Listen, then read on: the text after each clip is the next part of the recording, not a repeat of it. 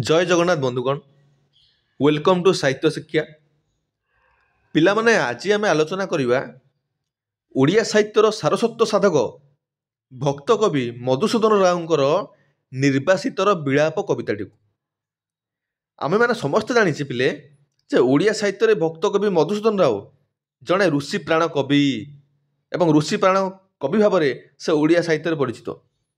अच्छा कहीं ऋषि प्राण कवि बोली कह जाए ना जेमती ऋषि मुनि मानकर आदर्श तांकर आचरण जो भली जेमती सर्वदा से सब स्थान ईश्वर को देखती ईश्वर सत्ता को अनुभव करती ऋषि मुनि माने ठीक सेहीपरि मधुसूदन राव समग्र पृथ्वी रे समग्र सृष्टि रे से ईश्वर को देखती ईश्वर चिंतार चेतनार निजक नियोजित करथांती ईश्वर ध्यान निजक मग्न करथांती सबु समस्त स्थान रे सारा सृष्टि रे से ईश्वर को अनुभव करती एवं से ईश्वर अनुभव को से तांकर काव्य कवितार उल्लेख करती।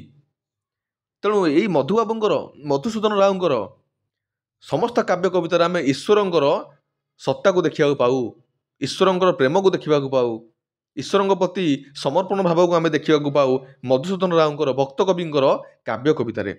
तेणु जेहेतु जड़े ऋषिमुनि मान परी तांकर चिंताधारा तांकर समर्पण भाव ईश्वर प्रति यहीटा को आम साहित्य देखा पाऊ तेणु ऋषि प्राण कवि बोली कह जाए एवं भक्त कवि कह जाए ईश्वर प्रति भक्ति प्रकृति प्रति भक्ति ए भक्ति गुड़िक साहित्य आम पाठ कला बेले जेहेतु देखा पाऊ ए भक्ति को लेकिन शब्द से जोड़िकी लोक मान पाखे उपस्थित करती तेणु भक्त कवि ऋषि प्राण कवि बोली कह जाए क्या ना भक्त कवि मधुसूदन राव को।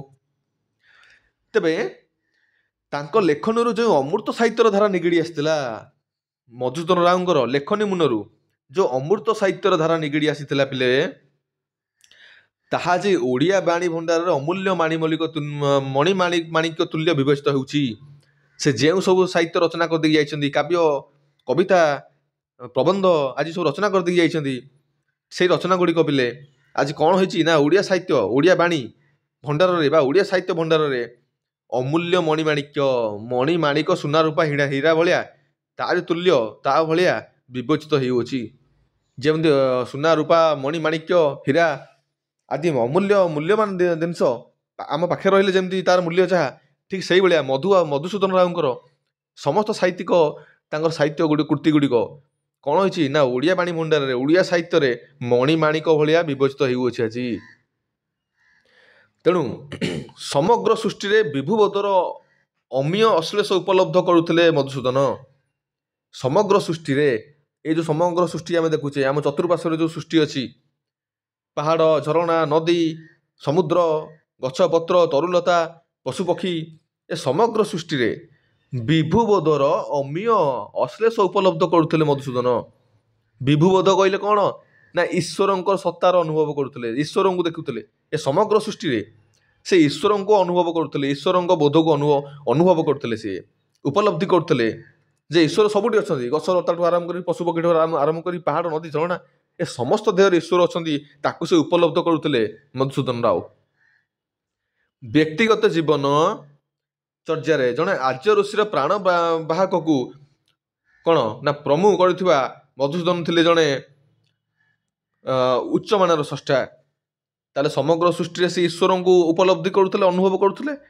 व्यक्तिगत जीवन चर्यारे जड़े आर्य ऋषिर प्राण प्रवाह को प्रमूर्त कर मधुसूदन थे जड़े उच्च मानर स्रष्टा।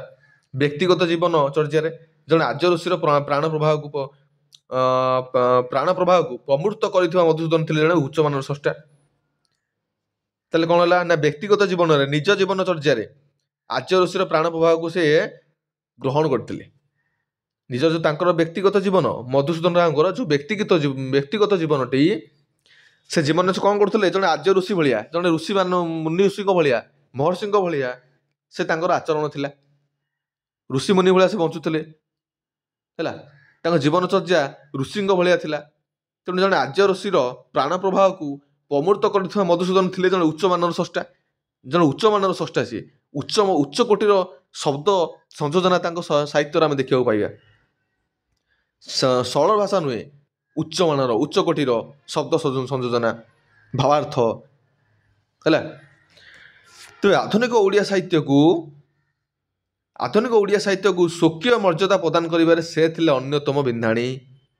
ଆଧୁନିକ ଓଡ଼ିଆ ସାହିତ୍ୟକୁ ସ୍ୱକୀୟ ମର୍ଯ୍ୟାଦା ପ୍ରଦାନ କରିବାରେ, ନିଜସ୍ୱ ମର୍ଯ୍ୟାଦା ପ୍ରଦାନ କରିବାରେ ସେ ଥିଲେ ଅନ୍ୟତମ ବିନ୍ଧାଣୀ। ଯେମିତି ଗୋଟେ କାରିଗର ନିଜର ପ୍ରତିଭାକୁ ତାର କାରୁକାର୍ଯ୍ୟରେ ଦେଖାଏ, ତାର କାର୍ଯ୍ୟରେ ସେ କରିକି ଦେଖେଇଥାଏ, ତାର ନିଜସ୍ୱ ଚିନ୍ତାଧାରା ସେଥିରେ, ତାର ନିଜସ୍ୱ କଳାର କ'ଣ ନା ଝଲକ ତା ଦେହରେ ଦେଖିବାକୁ ମିଳେ। ତା ନିଜର କଳାର ପରିଚୟ ସେ ପ୍ରଦାନ କରିଥାଏ ନିଜ କୃତି ମାଧ୍ୟମରେ।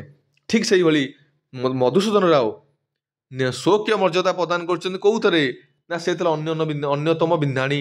ନିଜର ମୌଳିକ ମର୍ଯ୍ୟାଦାକୁ ପ୍ରଦାନ କରିବାରେ, ନିଜର ପ୍ରତିଭାକୁ ପ୍ରଦାନ କରିବାରେ ସାହିତ୍ୟରେ ସେ ଥିଲେ ଜଣେ ଅନ୍ୟତମ ବିନ୍ଧାଣୀ ଥିଲେ।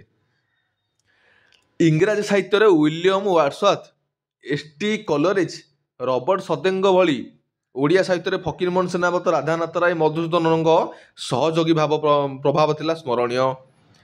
ତାହେଲେ ଯେମିତି ଇଂରେଜ ସାହିତ୍ୟରେ କିଏ ସେ ନା ୱିଲିୟମ ୱାର୍ଡସୱାର୍ଥ। ଇଂରାଜୀ ସାହିତ୍ୟରେ ପାଶ୍ଚାତ୍ୟ କବି, ଇଂରେଜମାନଙ୍କର କବି, ଇଂରାଜୀ ସାହିତ୍ୟରେ ଯେମିତି ତାଙ୍କର କବି କିଏ ୱିଲିୟମ ୱାର୍ଡସୱାର୍ଥ, ଏସ୍.ଟି. କଲେରିଜ, ରବର୍ଟ ସଦେ ଭଳି ସେମାନେ ଯେମିତି ଅନେକ ଉଚ୍ଚକୋଟୀର କବି ହେଲା, ବହୁତ ଲୋକପ୍ରିୟ କବି, ଉଚ୍ଚକୋଟୀର କବି, ସେମାନେ ବହୁତ ପ୍ରତିଭାଶାଳୀ କବି। ଠିକ୍ ସେଇଭଳିଆ ଆମର ଓଡ଼ିଆ ସାହିତ୍ୟରେ ଫକୀରମୋହନ ସେନାପତି, ବ୍ୟାସକବି ଫକୀରମୋହନ ସେନାପତି, ରାଧାନାଥ ରାୟ ଏବଂ ମଧୁସୂଦନ ରାଓ ଏମାନେ ମଧ୍ୟ ସହଯୋଗୀ ପ୍ରଭାବ ଥିଲା ସ୍ମରଣୀୟ। ଓଡ଼ିଆ ସାହିତ୍ୟରେ ମଧ୍ୟ ଏମାନେ ସେଇଭଳିଆ ପ୍ରତିଭାଶାଳୀ, ଲୋକପ୍ରିୟ ହେଲା ଏବଂ ଉଚ୍ଚକୋଟୀର କବି ଥିଲେ ଏମାନେ ଆମ ଓଡ଼ିଆ ସାହିତ୍ୟରେ। ଯେମିତି ଇଂରେଜ ସାହିତ୍ୟରେ କଲେରିଜ ଥିଲେ, ୱାର୍ଡସୱାର୍ଥ ଥିଲେ ଏବଂ ସଦେ ଥିଲେ, ସେଇଭଳିଆ ଓଡ଼ିଆ ସାହିତ୍ୟରେ କବିଗୁରୁ ରାଧାନାଥ ରାୟ, ବ୍ୟାସକବି ଫକୀରମୋହନ ସେନାପତି ଏବଂ ଭକ୍ତକବି ମଧୁସୂଦନ ରାଓ ହେଲା। ତେବେ ମଧୁସୂଦନ ଥିଲେ ଓଡ଼ିଆ ସାହିତ୍ୟ ସରସ୍ୱତୀଙ୍କର ପରମ ସେବକ। ତେବେ ମଧୁବାବୁ କ'ଣ କରିଥିଲେ? ମଧୁସୂଦନ ରାଓ କ'ଣ କରିଥିଲେ ନା ମଧୁସୂଦନ ରାଓ ଥିଲେ ଓଡ଼ିଆ ସାହିତ୍ୟ ସରସ୍ୱତୀଙ୍କର ପରମ ସେବକ। ଓଡ଼ିଆ ସାହିତ୍ୟ ଯଦି ସରସ୍ୱତୀ ହୁଅନ୍ତି, ସେ ଓଡ଼ିଆ ସାହିତ୍ୟ ରୂପକ ସରସ୍ୱତୀଙ୍କର ସେବକ ଥିଲେ କିଏ ସେ ନା ମଧୁସୂଦନ ରାଓ, ଭକ୍ତ କବି। ଗୀତି କବିତା, ପ୍ରବନ୍ଧ ଏବଂ ଅନୁବାଦ, ପାଠ୍ୟପୁସ୍ତକ ରଚନାରେ ମଧୁସୂଦନଙ୍କ ସ୍ଥାନ ଅଦ୍ୱିତୀୟ ହେଲା। ଗୀତି କବିତା ରଚନା କରିବାରେ, ଗୀତି କବିତା ଛନ୍ଦକୁ ନେଇକରି, ଛନ୍ଦ ଅଳଙ୍କାରକୁ ପ୍ରୟୋଗ କରି ଗୀତି କବିତା ରଚନା କରିବାରେ ଗୀତି କବିତା ଲେଖିଛନ୍ତି ସିଏ। ପ୍ରବନ୍ଧ ଲେଖିଛନ୍ତି ତାଙ୍କର ହେଲା, ତାଙ୍କର ହେଉଛି କ'ଣ ନା ପ୍ରବନ୍ଧମାଳା, ତାଙ୍କର ଯେଉଁ ପ୍ରବନ୍ଧ ସଂକଳନ ପ୍ରବନ୍ଧମାଳା ଆସିଲା ରଚନା କରିଛନ୍ତି 1880 ମସିହାରେ ଲେଖିଥିଲେ। ତାଙ୍କର ଆସିଲା ପ୍ରବନ୍ଧ ଏବଂ ଅନୁବାଦ ସାହିତ୍ୟ, ଅନୁବାଦ କରିବା।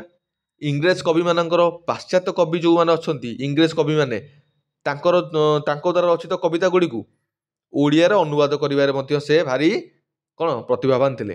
ଅତି ସହଜରେ ସୁନ୍ଦର ଭାବରେ ସେ ଅନୁବାଦ କରୁଥିଲେ। ମାନେ ଜଣେ ଉଚ୍ଚକୋଟୀର ଅନୁବାଦକ ମଧ୍ୟ ଭକ୍ତକବି ମଧୁସୂଦନ ରାଓ। ତାହେଲେ ସେ ଗୀତି କବିତା ଓଡ଼ିଆ ଲେଖୁଥିଲେ, ପ୍ରବନ୍ଧ ଲେଖିଛନ୍ତି ଏବଂ ଅନୁବାଦ କରନ୍ତି। ଇଂରାଜୀ କାବ୍ୟ କବିତା ଗୁଡ଼ିକୁ ଓଡ଼ିଆରେ ଅନୁବାଦ କରିଛନ୍ତି ଏବଂ ପାଠ୍ୟପୁସ୍ତକ ରଚନା, ସ୍କୁଲରେ ପାଠ ପଢ଼ିବା ପାଇଁ ପିଲାମାନେ ସେ ପାଠ୍ୟପୁସ୍ତକ ମଧ୍ୟ ରଚନା କରିଛନ୍ତି। ତେଣୁ ଏସବୁ କ୍ଷେତ୍ରରେ ମଧୁସୂଦନଙ୍କ ସ୍ଥାନ ହେଉଛି ଅଦ୍ୱିତୀୟ। ତାଙ୍କ ଭଳି ତାଙ୍କର ସ୍ଥାନ ଆଉ କିଏ ନେଇପାରିବେ ନାହିଁ, ଅଦ୍ୱିତୀୟ ସ୍ଥାନ ତାଙ୍କର। ତେଣୁ ତାଙ୍କ ରଚିତ ବର୍ଣ୍ଣବୋଧ ଓଡ଼ିଆ ବର୍ଣ୍ଣମାଳାର ଏକ ନିର୍ଭୁଲ ନିର୍ଣ୍ଣାୟକ ଦସ୍ତାବିଜ ଭାବେ ଏବେ ମଧ୍ୟ ସ୍ୱୀକୃତ। ଆମେ ସମସ୍ତେ ପିଲାବେଳେ ପଢ଼ିଛୁ, ତମେ ମଧ୍ୟ ପିଲାମାନେ ପଢ଼ିଥିବ ଛୋଟବେଳେ କ'ଣ ଛବିଳ ବର୍ଣ୍ଣବୋଧ। ଏଇ ଯେଉଁ ବର୍ଣ୍ଣବୋଧ ଓଡ଼ିଆରେ କିଏ ଲେଖିଛନ୍ତି ବର୍ଣ୍ଣମାଳା ନା ଭକ୍ତ କବି ମଧୁସୂଦନ ରାଓ ରଚନା କରିଛନ୍ତି ବର୍ଣ୍ଣବୋଧ। ଛୋଟବେଳେ ଅଙ୍ଗନବାଡ଼ିରେ ପଢ଼ିଲା ବେଳେ, ପ୍ରାଥମିକ ଶିକ୍ଷା ନେଲା ବେଳେ ଆମେ ପିଲାବେଳେ ପ୍ରଥମେ ବର୍ଣ୍ଣବୋଧ ପଢ଼ୁଥିଲେ। ଯେତେବେଳେ ବର୍ଣ୍ଣକୁ ଶିଖୁଥିଲେ, ଆମେ ଅକ୍ଷର ଶିଖୁଥିଲେ, ସେତେବେଳେ ଛବିଳ ବର୍ଣ୍ଣବୋଧ ଆମେ ପଢ଼ୁଥିଲେ। ଏବେ ମଧ୍ୟ ତାହା ପିଲାମାନଙ୍କୁ ସେଇ ବର୍ଣ୍ଣବୋଧ ପିଲାମାନେ ପାଠ ପଢ଼ୁଛନ୍ତି, ଛୋଟ ପିଲାମାନେ। ତେବେ ଏଇ ଛବିଳ ବର୍ଣ୍ଣବୋଧ ଓଡ଼ିଆ ବର୍ଣ୍ଣମାଳାର ହେଉଛି ଗୋଟେ ନିର୍ଭୁଲ ନିର୍ଣ୍ଣାୟକ ଦସ୍ତାବିଜ ଭାବେ ଏବେ ମଧ୍ୟ ସ୍ୱୀକୃତ। ଏବେ ମଧ୍ୟ ଏଇ ଛବିଳ ବର୍ଣ୍ଣବୋଧ ଓଡ଼ିଶାରେ ପ୍ରଚଳିତ ଅଛି ପାଠ୍ୟପୁସ୍ତକ ଭାବରେ। ଦେଖିଥିବ ଛବିଳ ବର୍ଣ୍ଣବୋଧରେ ଗୋଟେ ବିଲେଇ ଚିହ୍ନ ହେଇଥିବ ଉପରେ, ସେଇ ବହିଟି। ଆକୁ କିଏ ଲେଖିଛନ୍ତି? ମଧୁସୂଦନ ରାଓ। ତାଙ୍କ ରଚିତ ଛନ୍ଦମାଳା, ସେ କ'ଣ କ'ଣ ରଚନା କରିଛନ୍ତି ପିଲେ? କାବ୍ୟ କବିତା ନା ଛନ୍ଦମାଳା ରଚନା କରିଛନ୍ତି। କବିତାବଳୀ, ବସନ୍ତ ଗାଥା, ତାପରେ ଆସିଲା କୁସୁମ ସାହିତ୍ୟ, କୁସୁମ ଓ ସାହିତ୍ୟ ପ୍ରସଙ୍ଗ, ଏସବୁ ଉଚ୍ଚକୋଟୀର ସାରସ୍ୱତ ସୃଷ୍ଟି ରୂପେ ଗୃହୀତ। ଛାନ୍ଦମାଳା ଲେଖିଛନ୍ତି, କବିତାବଳୀ ଲେଖିଛନ୍ତି, ବସନ୍ତ ଗାଥା, ଏସବୁ ହେଉଛି କ'ଣ ତାଙ୍କର କବିତା ସଂକଳନ। ବସନ୍ତ ଗାଥା, ଛାନ୍ଦମାଳା, କବିତାବଳୀ, କୁସୁମାଞ୍ଜଳି, କୁସୁମ ଓ ସାହିତ୍ୟ ପ୍ରସଙ୍ଗ, ଏସବୁ ଉଚ୍ଚକୋଟୀର ସାହିତ୍ୟର ସାରସ୍ୱତ ସୃଷ୍ଟି ରୂପେ ଗୃହୀତ। ଏସବୁ ଉଚ୍ଚକୋଟୀର ସାହିତ୍ୟ ଭାବରେ ଗ୍ରହଣ କରାଯାଇଛି। ଆମର ଓଡ଼ିଆ ସାହିତ୍ୟରେ ତାକୁ ଉଚ୍ଚକୋଟୀର ସାହିତ୍ୟ ଭାବରେ ଗ୍ରହଣ କରାଯାଇଛି। ତାଙ୍କର ପ୍ରାୟ ପ୍ରତ୍ୟେକ ରଚନାରେ ବ୍ରାହ୍ମବାଦୀ ଚିନ୍ତାଧାରାର ପ୍ରଭାବ ଓ ପ୍ରେରଣା ଅନୁଭୂତ ହୋଇଥାଏ। ଏଇଠି ଗୋଟେ ପିଲାମାନେ ଜାଣ, ଭକ୍ତ କବି ମଧୁସୂଦନ ରାଉଙ୍କର ପ୍ରତ୍ୟେକ ରଚନାରେ, ତାଙ୍କ ସବୁ ରଚନାରେ, ସମସ୍ତ କାବ୍ୟ କବିତାରେ ବ୍ରାହ୍ମବାଦୀ ଚିନ୍ତାଧାରାର ପ୍ରଭାବ ପ୍ରେରଣା ଅନୁଭୂତ ହୋଇଥାଏ। ବ୍ରାହ୍ମବାଦୀ କହିଲେ କ'ଣ କିରେ? ଆମେ ସମସ୍ତେ ଜାଣିଛେ ଯେ ରାଜା ରାମମୋହନ ନାଏ ବ୍ରାହ୍ମ ସମାଜ ପ୍ରତିଷ୍ଠା କରିଥିଲେ। ବ୍ରାହ୍ମ ଧର୍ମ, ଠିକ ବ୍ରାହ୍ମ ସମାଜ ପ୍ରତିଷ୍ଠା କରିଥିଲେ, ବ୍ରାହ୍ମ ଧର୍ମର ପ୍ରତିଷ୍ଠା କରିଥିଲେ। ତେଣୁ ଓଡ଼ିଶାରେ ସେ ବ୍ରାହ୍ମ ଧର୍ମର ଶାଖା ଥିଲା ଏବଂ ଭକ୍ତ କବି ମଧୁସୂଦନ ରାଓ ବ୍ରାହ୍ମ ଧର୍ମ ଗ୍ରହଣ କରିଥିଲେ। ବୁଝିଲା? ଯେମିତି ଆମର ଉତ୍କଳ ଗୌରବ ମଧୁସୂଦନ ଦାସ ଖ୍ରୀଷ୍ଟିଆନ ଧର୍ମ ଗ୍ରହଣ କରିଥିଲେ, ସେମିତି ମଧୁସୂଦନ ରାଓ ବ୍ରାହ୍ମ ଧର୍ମ ଗ୍ରହଣ କରିଥିଲେ। ବ୍ରାହ୍ମ ଧର୍ମ କହିଲେ କ'ଣ? ରାଜା ରାମମୋହନ ନାଏ ଯେଉଁ ଧର୍ମ ପ୍ରତିଷ୍ଠା କରିଥିଲେ, ନୂତନ ଧର୍ମ, ସେଇ ସମୟରେ ଇଂରେଜମାନଙ୍କ ଶାସନ ସମୟରେ ବ୍ରାହ୍ମ ଧର୍ମର ପ୍ରତିଷ୍ଠା କରିଥିଲେ। ସେ ବ୍ରାହ୍ମ ଧର୍ମକୁ ଗ୍ରହଣ କରିଥିଲେ ଓଡ଼ିଶାରେ ମଧୁସୂଦନ ରାଓ। ତେଣୁ ତାଙ୍କର ସମସ୍ତ ରଚନାରେ ବ୍ରାହ୍ମବାଦୀ ଚିନ୍ତାଧାରାର ପ୍ରଭାବ ପ୍ରେରଣା ଅନୁଭୂତ ହୋଇଥାଏ। ତେଣୁ ଏହି କବି, ଭକ୍ତ କବି ମଧୁସୂଦନ ରାଓ କେବେ ଜନ୍ମଗ୍ରହଣ କରିଥିଲେ? ନା 1853 ମସିହାରେ ଜନ୍ମ ଲାଭ କରିଥିଲେ ଏବଂ 1912 ମସିହାରେ ଇହ ଲୀଳା ସାଙ୍ଗ କରିଥିଲେ। ସେ 1853 ମସିହାରେ ପୁରୀ ଜିଲ୍ଲାରେ ଜନ୍ମ ହୋଇଥିଲେ ପିଲାମାନେ। କୋଉଠାରେ? ପୁରୀ ଜିଲ୍ଲାରେ 1853 ମସିହାରେ ଜନ୍ମଗ୍ରହଣ କରିଥିଲେ ଏବଂ 1912ରେ ଇହ ଲୀଳା ସାଙ୍ଗ କରିଥିଲେ ବା ଇହ ଲୀଳାକୁ କ'ଣ ଅମୃତ ଧାମକୁ ଗତି କରିଥିଲେ। ସେ ସ୍ୱର୍ଗ ଧାମକୁ, ସ୍ୱର୍ଗବାସୀ ହୋଇଥିଲେ, ଦେହ ତ୍ୟାଗ କରିଥିଲେ। ତାପରେ ଏବେ ଆସିବା ଆଲୋଚ୍ୟ କବିତା ଉପରେ। ଯେଉଁ ଆଲୋଚ୍ୟ କବିତା ନିର୍ବାସିତର ବିଳାପ କବିତାଟି ପିଲାମାନେ, ଏ କବିତା ବିଷୟରେ ଆମେ ଆଲୋଚନା କରିବା। ନିର୍ବାସିତର ବିଳାପ କବିତାଟି ଯେଉଁ, ତାଙ୍କର ହେଉଛି ଗୋଟେ ଅନୁବାଦ ପ୍ରତିଭାର ପରିଚୟ ବହନ କରେ। ଯେମିତି ଆମେ ଆଲୋଚନା କଲେ ଯେ ଭକ୍ତ କବି ମଧୁସୂଦନ ରାଓ ତାଙ୍କ ସାହିତ୍ୟ ଗୁଡ଼ିକ ସ୍ୱକୀୟ ମର୍ଯ୍ୟାଦା ଲାଭ କରିଛି, ମାନେ ନିଜର ସୃଷ୍ଟି ଭଳି ସବୁ ନିଜସ୍ୱ ସୃଷ୍ଟି, ତାଙ୍କର ମୌଳିକ ସୃଷ୍ଟି, ନିଜେ ନିଜେ ଲେଖନ୍ତି ନିଜ ପ୍ରତିଭାରୁ। କିନ୍ତୁ ସେ ଜଣେ ଅନୁବାଦକ ମଧ୍ୟ, ଇଂରାଜୀ କାବ୍ୟ କବିତାକୁ ଓଡ଼ିଆରେ ଅନୁବାଦ କରନ୍ତି। ତେଣୁ ଏ ଯେଉଁ ନିର୍ବାସିତର ବିଳାପ କବିତାଟିକୁ ସେ ଅନୁବାଦ କରିଛନ୍ତି ଏବଂ ତାଙ୍କ ଅନୁବାଦ କରିବାର କ୍ଷମତାର ପରିଚୟ ସେ ଦେଇଛନ୍ତି। ସେ ଜଣେ ମଧ୍ୟ ସଫଳ ଅନୁବାଦକ ହୋଇପାରିବେ, ୟାର ପରିଚୟ ଦେଇଛନ୍ତି କ'ଣ କରିକି? ନା ନିର୍ବାସିତର ବିଳାପ କବିତାଟିକୁ ଅନୁବାଦ କରିକି, ଇଂରାଜୀରୁ ଓଡ଼ିଆକୁ ଅନୁବାଦ କରିକି, ଇଂରାଜୀ କବିତାକୁ ଓଡ଼ିଆରେ ତା ନାଁ ଦେଇଛନ୍ତି ନିର୍ବାସିତର ବିଳାପ। ଏଇ ଅନୁବାଦ କରିକି ସେ ନିଜର ଅନୁବାଦ କରିବାର ପ୍ରତିଭାଟାକୁ ମଧ୍ୟ ସେ ପ୍ରମାଣ କରିଛନ୍ତି। ହେଲା, ତେଣୁ କୋଉ କବିତାଟାକୁ ଓଡ଼ିଆରେ ଅନୁବାଦ କରିଛନ୍ତି? ନା ଇଂରେଜ କବି ୱିଲିୟମ କାଉପରଙ୍କର କବିତା the solitude of Alexander Selkirk. ବୁଝିଗଲା? ଇଂରେଜ କବି ୱିଲିୟମ କାଉପରଙ୍କର 1731 ମସିହା ଭିତରେ ଲେଖା ହେଇଥିଲା। ୱିଲିୟମ କାଉପରଙ୍କର କବିତା the solitude of Alexander Selkirk. ବୁଝିଗଲା? ଏଇଟା ହେଉଛି ଇଂରେଜ କବିତା, ତାକୁ ଲେଖିଛନ୍ତି ୱିଲିୟମ କାଉପର, ଇଂରେଜ କବି। ଦ ସଲିଟ୍ୟୁଡ ଅଫ ଆଲେକ୍ଜାଣ୍ଡର ସେଲକ୍ରିକ୍ର ଛାୟାରେ ରଚିତ ମଧୁସୂଦନଙ୍କର ଏହି କବିତାଟି ଭାଷା, ଭାବ ଓ ଆବେଦନ ଦୃଷ୍ଟିରୁ ମୌଳିକ କବିତା ଭାବରେ ପ୍ରତୀୟମାନ ହୋଇଥାଏ। ତାର William କାଉପରଙ୍କର the solitude of Alexander ସେଲକ୍ରିକ୍ର କବିତାଟିକୁ ସେ ଓଡ଼ିଆରେ ଅନୁବାଦ କରିଛନ୍ତି, ତା ନାଁ ହେଉଛି ନିର୍ବାସିତର ବିଳାପ। କିନ୍ତୁ ଏ କବିତାଟି ପଢ଼ିଲେ ଲାଗିବନି ଯେ ସେଟା ଅନୁବାଦ କବିତା ବୋଲି, ଲାଗିବ ନିଜସ୍ୱ ସୃଷ୍ଟି। ତାକୁ ନିଜର ପ୍ରତିଭା ମାଧ୍ୟମରେ, ନିଜର ଶବ୍ଦ ସଂଯୋଜନାରେ ତାକୁ ସେ ଜୀବନ୍ତ କରିଦେଇଛନ୍ତି, ପୁରା ନିଜର ମୌଳିକ ସୃଷ୍ଟି ଭଳିଆ ସେ ତାକୁ ଗଢ଼ି ଦେଇଛନ୍ତି। ବୁଝିଲା ପିଲେ? ତେବେ କବିତାର ଭାଷା, ଭାବ, ଆବେଦନ ଦୃଷ୍ଟିରୁ ଏକ ମୌଳିକ କବିତା ଭାବରେ ବର୍ତ୍ତମାନ ହୋଇଥାଏ। ଏଇଟା ନିଜସ୍ୱ ସୃଷ୍ଟି ଭାବରେ ଏଇଟା ଲାଗେ, ଯେମିତି ତାଙ୍କ ନିଜର ସୃଷ୍ଟି। ତେବେ ବିଷୟ ପ୍ରବେଶ କରିବା। ନିର୍ବାସିତର ବିଳାସ ଯେଉଁ କବିତାଟି, ସେ କବିତା ବିଷୟରେ ଆମେ ଜାଣିବା। ଆମେ ଜାଣିଲେ ଯେ ତାର ଇଂରାଜୀ କବିତା ହେଉଛି କ'ଣ? ଦ ସଲିଚ୍ୟୁଡ ଅଫ ଆଲେକ୍ଜାଣ୍ଡର ସେଲକ୍ରିକ୍। ଏଇ ଯେଉଁ ଆଲେକ୍ଜାଣ୍ଡର ସେଲକ୍ରିକ୍ ପିଲେ, ଏଇ କବିତାର ନାୟକ ହେଉଛନ୍ତି କିଏ? ନା କବିତାର ସେ ନାୟକ ହେଲେ ଆଲେକ୍ଜାଣ୍ଡର ସେଲକ୍ରିକ୍। ସେ ଇଂରେଜ ସୈନ୍ୟବାହିନୀର, ଇଂରେଜମାନଙ୍କ ଯେଉଁ ସେନାବାହିନୀ ଅଛି, ଇଂରେଜ ସୈନ୍ୟବାହିନୀର ଆଲେକ୍ଜାଣ୍ଡର ସେଲକ୍ରିକ୍ ଥିଲେ ଜଣେ କର୍ମଚାରୀ ଥିଲେ। ଜଣେ ଇଂରେଜ ସେନାବାହିନୀର, ଜଣେ ଇଂରେଜ ନାଭିର ଜଣେ କର୍ମଚାରୀ ଥିଲେ ଏବଂ ସେ ଜଣେ ଦୁଃସାହସୀ ଥିଲେ ଏବଂ ଅମାନିଆ ଥିଲେ ଭାରି। ଯେହେତୁ ଯୁବକ, ଆଲେକ୍ଜାଣ୍ଡର ସେଲକ୍ରିକ୍ ଜଣେ ଯୁବକ, ସେ ଦୁଃସାହସୀ ଥିଲେ, ଅମାନିଆ ଥିଲେ, କାହା କଥା ମାନୁନଥିଲେ, ନିଜ ଇଚ୍ଛାରେ କାମ କରୁଥିଲେ, ଅମାନିଆ ଥିଲେ କିନ୍ତୁ ଦୁଃସାହସୀ ଥିଲେ। ତେଣୁ ଦିନେ ଡଙ୍ଗା ନେଇକି ଯାଉଥିବା, ନାବ ଚଲେଇକି ସମୁଦ୍ରରେ ଯାଉଥିବା ସମୟରେ ହେଲା, ନିଜେ ସେ ନାବିକ ଥିଲେ, ଜଣେ ନାବିକ ସିଏ, ସେ ହେଉଛନ୍ତି ଜଣେ ନାବିକ, ଡଙ୍ଗା ଚାଳକ ସିଏ, ନାଭାଲରେ ଥିଲେ, ସୈନିକ, ନାଭିରେ ଚାକିରି କରୁଥିଲେ, ଡଙ୍ଗା ଚଲାଉଥିଲେ। ତେଣୁ ଦିନେ କ'ଣ ହେଇଛି ନା ଯାତ୍ରା ଜାହାଜ ନେଇକି ଯାଉଥିଲେ, ସେ ଆଲେକ୍ଜାଣ୍ଡର ସେଲକ୍ରିକ୍ ଜାହାଜ ନେଇକି ଯାଉଥିଲେ, କିନ୍ତୁ ସେ ଭାରି ହେଉଛନ୍ତି କ'ଣ ଜିଦିଆ, ତାପରେ ବହୁତ ଦୁଃସାହସିକ। ତେଣୁ ତାଙ୍କ ଉପରେ ଖୁସି ନଥିଲେ କିଏ ସେ, ନା ତାଙ୍କର କ୍ୟାପ୍ଟେନ୍, ତାଙ୍କର ଯେଉଁ ଉଚ୍ଚ ପଦ ଅଧିକାରୀ ଅଛନ୍ତି, ତାଙ୍କର ଉଚ୍ଚ ଅଫିସର ଅଛନ୍ତି, ତାଙ୍କ ଉପର ଅଫିସର, ସେ କ୍ୟାପ୍ଟେନ୍ କ'ଣ ନା ଆଲେକ୍ଜାଣ୍ଡର ସେଲକ୍ରିକ୍ଙ୍କ ଉପରେ ସେ ଭାରି ରାଗୁଥିଲେ। ତାଙ୍କର ଏଇ ଯେଉଁ ଜିଦିଆପଣ, ଅମାନିଆପଣ ଏବଂ ଯେଉଁ ତାଙ୍କ ଦୁଃସାହସିକ ପଦକ୍ଷେପ ନେବା, ଏସବୁକୁ ପସନ୍ଦ କରୁନଥିଲେ କିଏ ସେ, ନା ତାଙ୍କର କ୍ୟାପ୍ଟେନ୍। ତେଣୁ ତାଙ୍କ କ୍ୟାପ୍ଟେନ୍ ଆଲେକ୍ଜାଣ୍ଡର ସେଲକ୍ରିକ୍ଙ୍କ ଉପରେ ରାଗିକିରି କ'ଣ କଲେ ନା ଦିନେ ଜାହାଜ ନେଇକି ଯାଉଥିଲେ, ତାଙ୍କ କ୍ୟାପ୍ଟେନ୍ କ'ଣ କଲେ, ତାଙ୍କ ଉପରେ ରାଗିକିରି ଆଲେକ୍ଜାଣ୍ଡରଙ୍କ ଉପରେ ତାଙ୍କୁ ଗୋଟେ ନିର୍ଜନ ଦ୍ୱୀପରେ ନେଇ ଛାଡ଼ିଦେଲେ। ଦ୍ୱୀପ କହିଲେ କ'ଣ ଜାଣିଛୁ ସମସ୍ତେ? ଦ୍ୱୀପ ଯେଉଁ ସମୁଦ୍ର ଥିବ, ସମୁଦ୍ର ଜଳରାଶି, ତା ମଧ୍ୟରେ ଗୋଟେ ଟାପୁ ଥିବ, ଦ୍ୱୀପ ଥିବ, ସମୁଦ୍ର ମଝିରେ ଗୋଟେ ଦ୍ୱୀପ ଥିବ ହେଲା। ସେଠି କେହି ନଥିବେ, ମଣିଷ ରହୁନଥିବେ, କେବଳ ଜଙ୍ଗଲ ଥିବ, ପଶୁପକ୍ଷୀ ଥିବେ। ତେଣୁ ସେ ଦ୍ୱୀପରେ ନେଇକି ତାଙ୍କୁ ଓହ୍ଲେଇ ଦେଲେ। କାହାକୁ? ଆଲେକ୍ଜାଣ୍ଡରକୁ, ତାଙ୍କ କ୍ୟାପ୍ଟେନ୍। ଦ୍ୱୀପରେ ଓହ୍ଲେଇ ଦେଇକିରି ସେଠୁ କ'ଣ କଲେ ନା ସେମାନେ ପଳେଇଲେ, ତାଙ୍କ କ୍ୟାପ୍ଟେନ୍ ଜାହାଜ ନେଇକି ପଳେଇଲେ। ଆଲେକ୍ଜାଣ୍ଡରକୁ ଗୋଟେ ନିର୍ଜନ ଦ୍ୱୀପରେ ଛାଡ଼ିଦେଲେ ସମୁଦ୍ର ଭିତରେ। ଯେମିତି ଆମର ଭାରତୀୟ ସ୍ୱାଧୀନତା ସଂଗ୍ରାମ ସମୟରେ ସ୍ୱାଧୀନତା ସଂଗ୍ରାମୀମାନଙ୍କୁ ଇଂରେଜମାନେ ନେଇକି କଳା ପାଣି ଦେଉଥିଲେ। କଳା ପାଣି କହିଲେ କ'ଣ ନା ଆଣ୍ଡାମାନ ନିକୋବର ଯେଉଁ ଆମର ଦ୍ୱୀପପୁଞ୍ଜ ଅଛି ସମୁଦ୍ର ଭିତରେ, ସେ ଦ୍ୱୀପପୁଞ୍ଜ ଭିତରେ ନେଇକି ତାଙ୍କୁ ଛାଡ଼ି ଦେଉଥିଲେ, କଳା ପାଣି ଦଣ୍ଡ ଦେଉଥିଲେ ତାଙ୍କୁ, ଯେମିତି ସେ ଆଉ ଆସିପାରିବେନି ନିଜ ଲୋକଙ୍କ ପାଖକୁ, ସମାଜ ଭିତରକୁ ଆସିପାରିବେନି ହେଲା। ତେଣୁ ସେଇଠି ସେ ନ ଖାଇ ନ ପିଇକି ପଡ଼ିକି ମରିଯିବେ। ତେଣୁ ଯେଉଁ ଆଲେକ୍ଜାଣ୍ଡର ସେଲକ୍ରିକ୍, ଆମେ ଜାଣିଲେ ସେ ଜଣେ ନାବିକ ଥିଲେ, ଇଂରେଜ ସେନାବାହିନୀରେ ଥିଲେ, ଏବଂ ସେ କ'ଣ ଅମାନିଆ ଥିଲେ, ଉଦ୍ଧତ ଥିଲେ, ଦୁଃସାହସିକ ଥିଲେ। ତାଙ୍କ ଉପରେ ଖୁସି ନଥିଲେ, ଏଇସବୁ ଗୁଣ ଉପରେ ଖୁସି ନ ହେଇକିରି ରାଗିକିରି ତାଙ୍କ କ୍ୟାପ୍ଟେନ୍ ତାଙ୍କୁ ଗୋଟେ ସମୁଦ୍ର ଭିତରେ ଦ୍ୱୀପ ମଧ୍ୟରେ ଛାଡ଼ିକି ପଳେଇଲେ, ବୁଝିଲା। ତେଣୁ ସେ ଦ୍ୱୀପ ଭିତରେ ସେ ଏକୁଟିଆ ରହିଲେ। ଆଲେକ୍ଜାଣ୍ଡର ସେଲକ୍ରିକ୍ ଏକୁଟିଆ ରହିଲେ ସେ ଦ୍ୱୀପ ଭିତରେ। ଏକୁଟିଆ ରହିଲା ପରେ ସେଠି କୌଣସି ମଣିଷ ନାହାନ୍ତି। ଯୁଆଡ଼େ ଆଖି ପାଉଛି ସିଆଡ଼େ ଖାଲି ସମୁଦ୍ର ଜଳରାଶି, ଖୋଲା ଆକାଶ, କୁଆଡ଼େ କିଛି ଦେଖାଯାଉନାହିଁ, ମଣିଷ ଜନଶୂନ୍ୟ ଦ୍ୱୀପ, ଏବଂ ପଶୁ ପକ୍ଷୀ ଜନ୍ତୁ ଜୀବଜନ୍ତୁ ସମସ୍ତେ ଅଛନ୍ତି।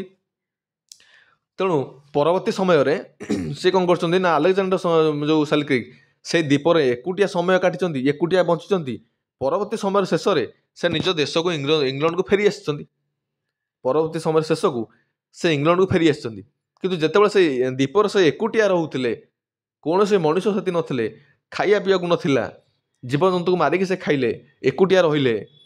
ସେ ସମୟରେ ଯେଉଁ ଦୁଃଖ, ତାଙ୍କ ମନର ଯେଉଁ ଦୁଃଖ କ୍ଷୋଭ, ତାଙ୍କର ମନେ ପଡ଼ୁଥିଲା ନିଜ ଦେଶ କଥା, ନିଜ ପରିବାର କଥା, ଲୋକମାନଙ୍କର କଥା, ସାଙ୍ଗସାଥିଙ୍କ କଥା ହେଲା। ତେଣୁ ତାରି ଉପରେ କବିତାଟି ରଚନା କରାଯାଇଛି। ତେବେ ନିର୍ବାସିତର ବିଳାପ କହିଲେ କ'ଣ ବିଲେ? ଆମେ ଜାଣିବା ନିର୍ବାସିତର ବିଳାପ। ନିର୍ବାସିତ କହିଲେ କ'ଣ? ନିର୍ବାସିତର ଅର୍ଥ ହେଉଛି ବାଛନ୍ଦ କରିଦେବା, ଅଲଗା କରିଦେବା। ଗୋଟେ ଲୋକକୁ ଯଦି କୌଣସି ଖରାପ କାମ ଗାଁରେ କରେ, ତେବେ ଆଗରୁ ନିୟମ ଥିଲା ଗାଁ ଲୋକମାନେ ମିଶିକି ସେ ଲୋକଟାକୁ ଗାଁରୁ ବାଛନ୍ଦ କରୁଥିଲେ, ଏକ ଘରିକିଆ କରୁଥିଲେ, ବା ତାକୁ ନିର୍ବାସିତ କରିଦେଉଥିଲେ, ଗ୍ରାମରୁ ଅଲଗା କରିଦେଉଥିଲେ। ନିର୍ବାସିତ ଅର୍ଥ ହେଲା ଅଲଗା, ବାଛନ୍ଦ। ତେଣୁ ଦୂରେଇ ଦେଉଥିଲେ ତାଙ୍କୁ।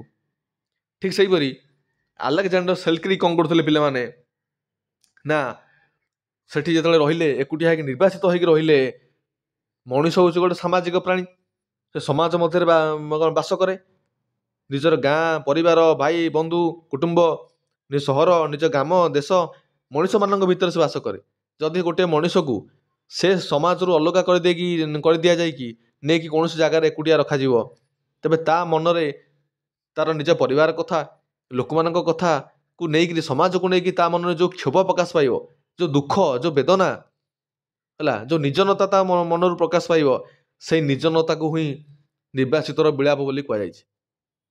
ତେଣୁ ସେ ଦୁଃଖରେ ବିଳାପ କରେ। ବିଳାପ କହିଲେ କ'ଣ ନା ଦୁଃଖରେ କହିବା, କାନ୍ଦିବା, କାନ୍ଦିକିରି କହିବା, କାନ୍ଦିକିରି କୌଣସି କଥା କହିବା, ତା ଅର୍ଥ ହେଉଛି ବିଳାପ, ବୁଝିଗଲା। ତେଣୁ ଏ ଯେଉଁ ଆଲେକ୍ଜାଣ୍ଡର ସେଲକ୍ରିକ୍ ସେ କ'ଣ କରୁଛନ୍ତି ନା ସେ ଜଙ୍ଗଲ ଭିତରେ ଏକୁଟିଆ ଅଛନ୍ତି।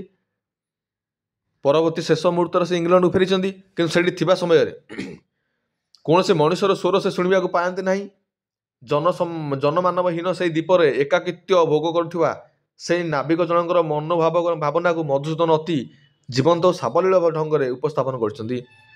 ତାହେଲେ ସେ ଯେଉଁ ଦ୍ୱୀପରେ, ନିର୍ଜନ ଦ୍ୱୀପରେ ଆଲେକଜାଣ୍ଡର ସେଲକ୍ରିକ୍ ଏକୁଟିଆ ରହୁଥିଲେ, ସେଇ ଏକୁଟିଆ ନାବିକ ଜଣଙ୍କର ମନୋଭାବନାକୁ, ତାଙ୍କର ମନର ଭାବନାକୁ ସେ ନାବିକର କ'ଣ କରୁଛନ୍ତି ନା ମଧୁସୂଦନ ରାଓ ଅତ୍ୟନ୍ତ ଜୀବନ୍ତ କରିକିରି ସାବଲୀଳ ଢଙ୍ଗରେ ଉପସ୍ଥାପନ କରୁଛନ୍ତି, ଜୀବନ୍ତ କରି ଲେଖିଛନ୍ତି। ଯେମିତି ତାକୁ ସେ କବିତା ପଢ଼ିଲା ବେଳେ ଆମକୁ ଲାଗିବ ଯେ ସେ ଦୃଶ୍ୟ ଗୁଡ଼ିକ ଆମ ଆଖି ଆଗକୁ ପଳେଇ ଆସିବ।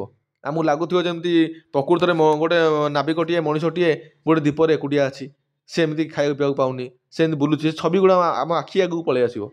ଏମିତି ଜୀବନ୍ତ କରି ଲେଖିଛନ୍ତି ମଧୁସୂଦନ ରାଓ ହେଲା। ତେବେ ନିଜ ପରିବେଶରୁ ଅଲଗା ହୋଇ ସମ୍ପୂର୍ଣ୍ଣ ଅଜଣା ଇଲାକାରେ ଅବତୀର୍ଣ୍ଣ ଏବଂ ସମୁଦ୍ର ମଧ୍ୟରେ ଏକ ନିର୍ଜନ ଦ୍ୱୀପରେ ସମୟ ଅତିବାହିତ କରୁଥିବା ନିର୍ବାସିତ ନାବିକର ମାନସିକ ଭାବବୋଧ ଏହି କବିତାର ଅତି ସଫଳ ଭାବରେ ପ୍ରକାଶିତ ହୋଇଛି। ଯଦି ତମମାନଙ୍କୁ ନିଜ ଘର ପରିବାର ଠାରୁ ଅଲଗା କରି, ମଣିଷ ଠାରୁ ଅଲଗା କରିକିରି ଗୋଟେ ଏପରିଆ ଜାଗାରେ ନେଇକି ଛଡ଼ାଯିବ ଯେଉଁଠି ତମେ କେବେ ଆସିପାରିବନି ସହଜରେ, କି ସେଇ ସ୍ଥାନକୁ କୌଣସି ମଣିଷ ଯାଇପାରିବନି, ଏମିତିଆ ନିର୍ଜନ ସ୍ଥାନରେ ତମକୁ ରଖାଯିବ, ତମେ ମାନେ ସେଠି ରହିପାରିବ କି? ତେଣୁ ତମକୁ ଏକୁଟିଆ ଗୋଟେ ସ୍ଥାନରେ ଛଡ଼ା ଗଲେ ଯେମିତି ତମ ମନରେ ଭୟ ସୃଷ୍ଟି ହେବ, ଦୁଃଖ ସୃଷ୍ଟି ହେବ, କ୍ଷୋଭ ସୃଷ୍ଟି ହେବ, ଲୋକମାନଙ୍କ କଥା ମନେ ପଡ଼ିବ, ଘର କଥା ମନେ ପଡ଼ିବ, ତମେ ବିକଳ ଆକୁଳ ହୋଇ ଉଠିବ ଫେରିବା ପାଇଁ ନିଜ ଲୋକମାନଙ୍କ ପାଖକୁ। ସେଇ ନିର୍ବାସିତ ନିର୍ଜନ ଲୋକର ମନର ଭାବନାଟାକୁ ଭକ୍ତକବି ମଧୁସୂଦନ ରାଓ ଜୀବନ୍ତ କରି ଲେଖିଛନ୍ତି ନିର୍ବାସିତର ବିଳାପ କବିତାରେ। ବୁଝିଗଲା। ଶେଷରେ ନୈରାଶ୍ୟ ମଧ୍ୟରେ ଅଶାନ୍ତ ଆଶାର ଆଲୋକ ଉକ୍ତ କବିତାଟିକୁ ପାଠକୀୟ ଆବୃତ୍ତି ପ୍ରଦାନ କରିଛି। ତେଣୁ ଶେଷରେ କ'ଣ ହୋଇଛି ନା, ଯେଉଁ ନିରାଶ ଦେଖାଦେଇଛି ସେଇ ଲୋକ ମନରେ, ଯେଉଁ ଲୋକ ନାବିକ ଜଣକ ଆଲେକଜାଣ୍ଡର ସେଲକ୍ରିକ୍, ଯେଉଁ ନାବିକ, ସେ ଯେଉଁ ନିର୍ଜନ ଦ୍ୱୀପ ମଧ୍ୟରେ ଏକୁଟିଆ ରହିଛନ୍ତି ହେଲା, ସେଠି ସେ ଚାରିଆଡ଼େ ନିରାଶାକୁ ଦେଖୁଛନ୍ତି, ତାଙ୍କର ମନରେ ଆଶା ନାହିଁ, ନିରାଶା, ଚାରିଆଡ଼େ ନିରାଶା, କେହି କୌଣସି ଲୋକ ତାଙ୍କ ପାଖକୁ ଆସିପାରିବ ନାହିଁ, ସେ ଆଉ ନିଜ ଲୋକଙ୍କ ପାଖକୁ ଫେରିପାରିବେ ନାହିଁ, ଜଣା ନାହିଁ ସେ କେଉଁ ଜାଗାରେ ଅଛନ୍ତି, ଚାରିଆଡ଼େ ଜଳରାଶି, ସମୁଦ୍ର। ତେଣୁ ଏଇ ନିରାଶା ମଧ୍ୟରେ ମଧ୍ୟ ଆଶାକୁ ଦେଖିପାଇଛନ୍ତି କିଏ? ସେ ନା ସେଇ ନାବିକ ଜଣକ ଶେଷକୁ ଫେରିଛନ୍ତି ନିଜ ଦେଶକୁ। ତେଣୁ ଏଇ କଥାଟାକୁ ସେ ପାଠକୀୟ ଆବୃତ୍ତି ପ୍ରଦାନ କରିଛି, କବିତାଟିକୁ ପାଠକୀୟ ଆବୃତ୍ତି ପ୍ରଦାନ କରିଛି। ଏଇ ଯେଉଁ କଥାଟା, ପ୍ରଥମେ ସେ ଦୁଃଖ କଷ୍ଟ ପାଇଛନ୍ତି, ଅନେକ କଷ୍ଟ ପାଇଛନ୍ତି, ଭୟଭୀତ ହୋଇପଡ଼ିଛନ୍ତି, ନିର୍ଜନ ହୋଇକରି ବିଳାପ କରୁଛନ୍ତି, ଦୁଃଖରେ କଷ୍ଟରେ, ସମସ୍ତଙ୍କ କଥା ମନେ ପଡ଼ିଛି। ମଣିଷକୁ ଦେଖିବା ପାଇଁ ତାଙ୍କ ଆଖି କ'ଣ ହୋଇଛି ନା ଆଶାବାଦୀ ହୋଇ ଉଠିଛି, ତାଙ୍କ ଚକ୍ଷୁ ବିକଳ ହୋଇ ଉଠିଛି ମଣିଷଟିକୁ ଦେଖିବା ପାଇଁ, ଯେକୌଣସି ମଣିଷକୁ, କିନ୍ତୁ କାହାକୁ ଦେଖି ପାରିନାହାନ୍ତି। କିନ୍ତୁ ପରବର୍ତ୍ତୀ ସମୟରେ ତାଙ୍କର ଆଶା ଜାଗ୍ରତ ହୋଇଛି ହେଲା, ନିରାଶା ମଧ୍ୟରେ ଆଶା ସୃଷ୍ଟି ହୋଇଛି ଏବଂ ସେ ଫେରିଛନ୍ତି ନିଜ ଦେଶକୁ। ଏଇଟା ପାଠକୀୟ ସୃଷ୍ଟି କରିଛି, ଆବୃତ୍ତି ପ୍ରଦାନ କରିଛି ତାକୁ, କବିତାଟିକୁ। ବୁଝିଲା ପିଲେ? ତେବେ ପରବର୍ତ୍ତୀ କ୍ଲାସ୍ରେ ଆମେ କବିତାଟିକୁ ଆଲୋଚନା କରିବା, ତାକୁ ପଢ଼ିବା, ଜାଣିବା। ତେବେ ଆଜିର କ୍ଲାସ୍କୁ ଆମେ ଏଇଠି ସମାପ୍ତି କରିବା। ରହୁଛି, ଜୟ ଜଗନ୍ନାଥ। ଯଦି ଭିଡ଼ିଓଟି ଆପଣମାନଙ୍କୁ ଭଲ ଲାଗିଛି ତେବେ ଚ୍ୟାନେଲଟାକୁ ନିଶ୍ଚିନ୍ତ ଭାବରେ ସବସ୍କ୍ରାଇବ୍ କରନ୍ତୁ, ଲାଇକ୍ କରନ୍ତୁ, କମେଣ୍ଟ କରନ୍ତୁ, ସେୟାର କରନ୍ତୁ। ଏହି ଅନୁରୋଧ ସହିତ ଆପଣମାନଙ୍କ ପାଖରୁ ବିଦାୟ ନେଉଛି। ଜୟ ଜଗନ୍ନାଥ।